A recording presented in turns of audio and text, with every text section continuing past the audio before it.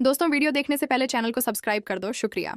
राजेश्वरी का गुस्सा आसमान पर पहुंच जाता है और वह घर के सभी लोगों के साथ बेहद बुरा सलूक करने लगती है।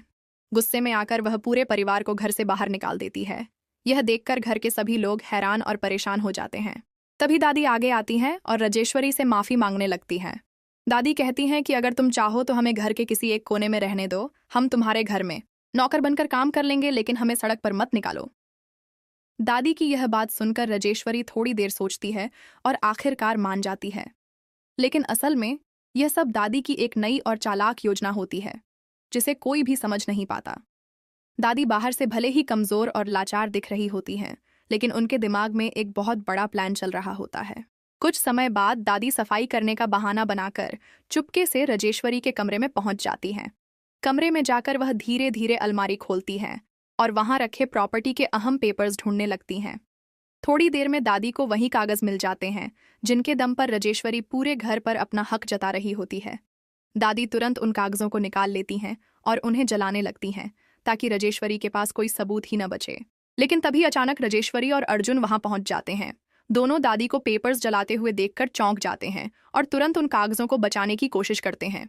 अर्जुन तेजी से आगे बढ़ता है और पेपर्स पकड़ने की कोशिश करता है, लेकिन उसी वक्त नहार वहां आ जाता है और अर्जुन को पकड़ लेता है।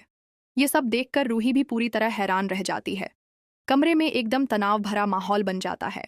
दादी उस समय जोर जोर से हंस रही होती हैं और आग में जलते हुए पेपर्स को देखकर कहती हैं कि अब तुम्हारे पास कोई भी सबूत नहीं बचा है जिससे तुम यह साबित कर सको कि यह घर तुम्हारा है।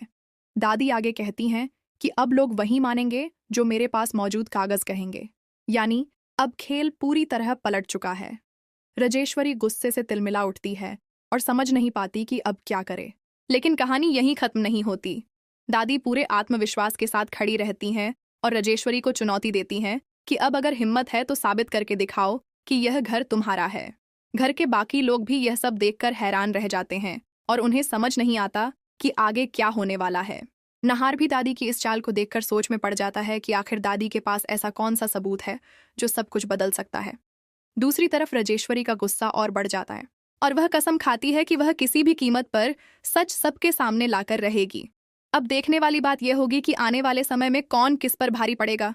क्या दादी का यह दांव सच में कामयाब होगा या फिर राजेश्वरी कोई नई चाल चलकर सब कुछ पलट देगी? अगर आप आगे की पूरी कहानी जानना चाहते हैं तो मेरे चैनल को सब्सक्राइब जरूर कर लें। धन्यवाद।